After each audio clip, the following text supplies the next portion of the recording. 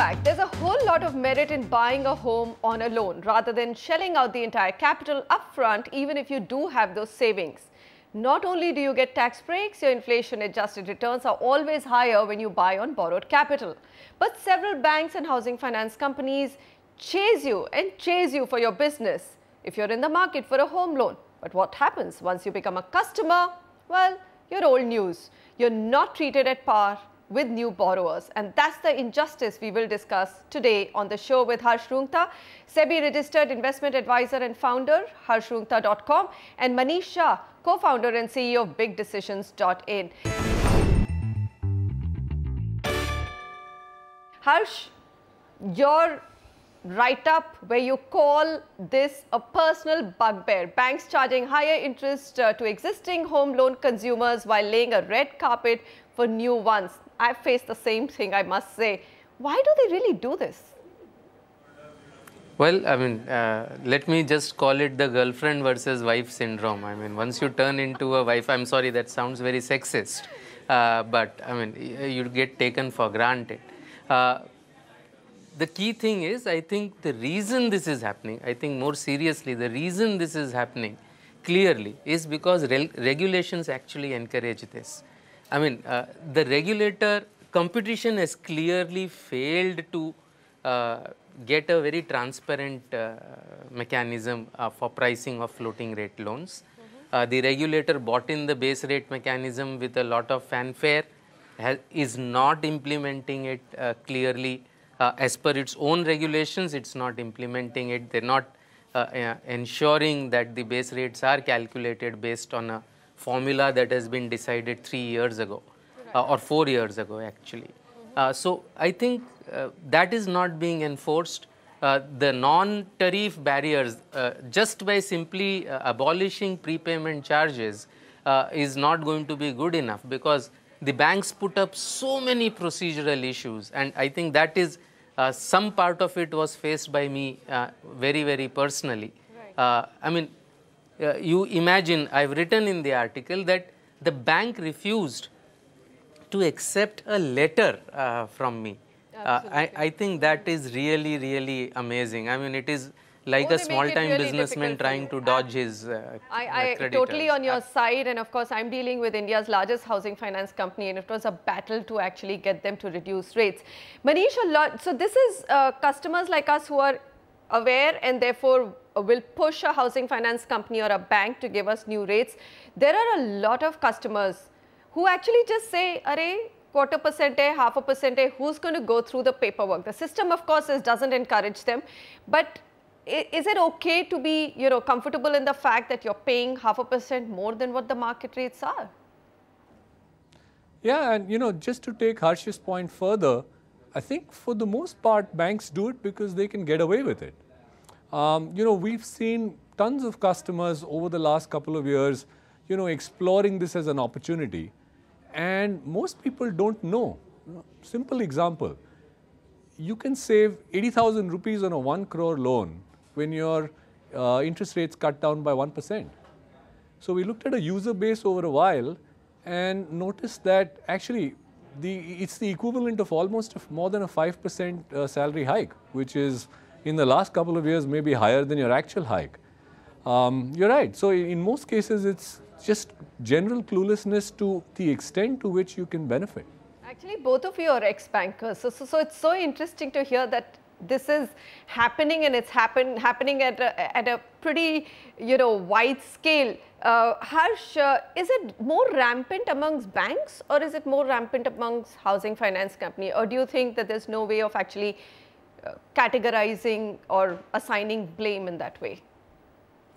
It is more rampant among whosoever lends home loans. So it's pretty much the entire universe. So how do you stop it? I mean, as a customer today who's watching the show, what are some of the ways to actually cross the barriers which banks throw up? I think it is about time we stop asking the customer to do something about it. I think the customer can be conscious and everything like that. But I think now it's the time for the regulator to stand up and be counted. Clearly, the industry itself refuses to do self-discipline. competition hasn't brought about the changes that should have been brought about. Very, very clearly, I think this ball is firmly in the regulator's court. Which is a very simple thing to enforce, provided, and mind you, when the regulator wants to enforce something, it just sends out those signals and those things get enforced. So very clearly there are subtle signals sent out that this is not one of those things that they are going to enforce. I Right. think it's about time that direction is changed. And the signals shouldn't be subtle. I think the signals need to be clear and strong, that you cannot, and I think not to put too fine a word on it, with cheating, the banks are cheating the old customers. Clearly, that should not be allowed to happen, and it is for the regulator to act. I don't think we should now have the consumers being very conscious. Okay, all right, and consumers aren't. I mean, that's the whole thing. Even by they don't even get to know a communication. I was told by, I'm not going to name anybody because clearly it's a rampant practice, Manish, but when I went to the bank to actually prepay a part of my loan, I realized that there was a large board which said that what the rates of interest were, and I said, but hello, I'm getting almost 0.75% more. Why is that? They said, well, you didn't come to us. And I said, shouldn't you be informing us? No, we have no liability or obligation to inform you. So Manish, you do agree with Harsh that this is really not a ball in the consumer's court, it's literally a regulator issue, which means RBI has to come hard? Come down hard? Yeah, I mean, it's hard not to agree with Harsh. I do. And I think and I guess the bigger challenge is, one, as a consumer, your EMI doesn't change. So, for the most part, your tenure gets extended, so it's hard for you to know that others are getting a lower rate, my rate's the same. Sometimes people don't even know when the rates go up, let alone not being passed on the lower rates.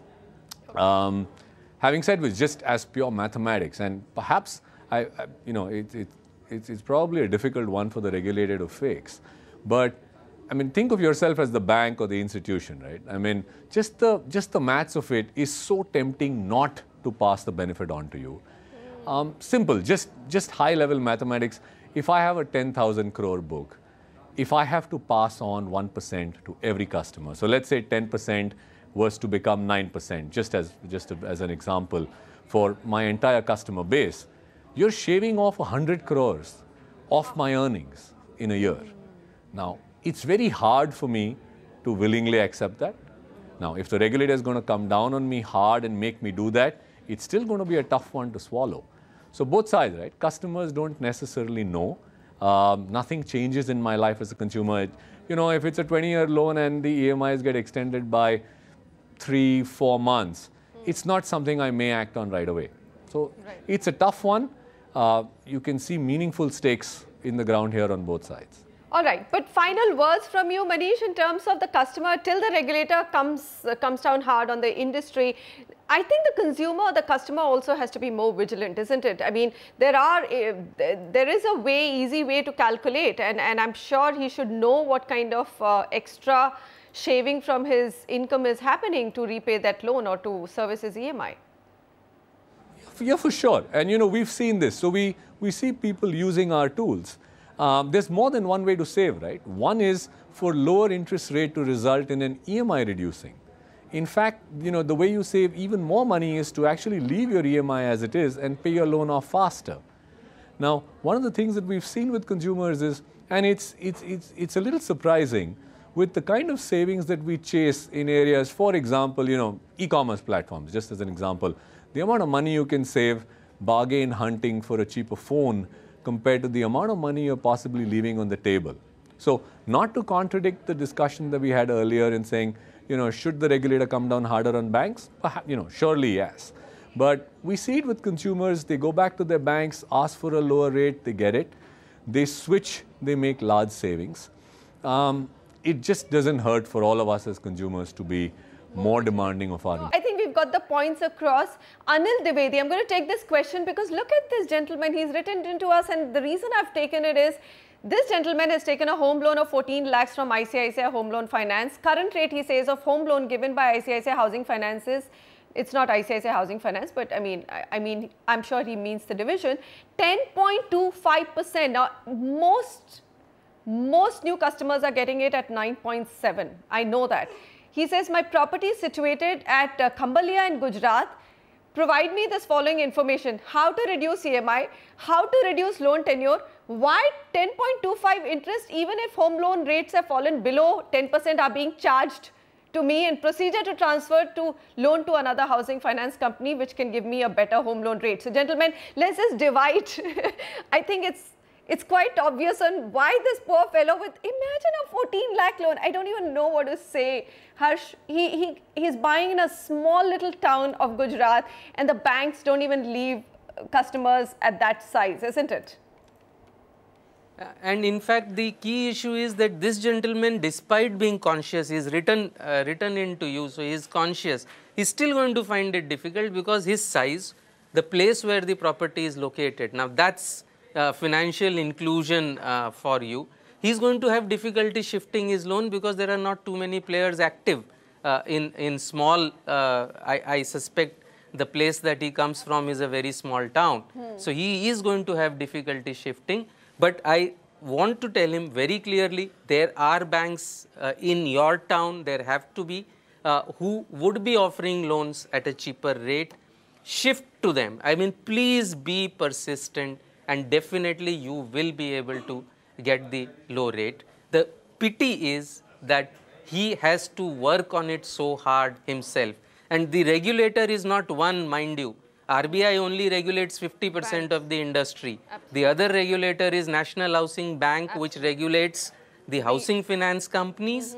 And mind you, it is also the largest lender to the industry. So you have a regulator interested in the bottom line of his finance companies, and not really, definitely, may not be in the consumer service that that company offers. All right, that's another whole big discussion, you know, how can National Housing Bank be a lender and also be a regulator for housing finance companies? And somehow I feel that housing finance companies tend to get away. I might be wrong, but I've actually had a better experience dealing with banks when it comes to home loans than with housing finance companies.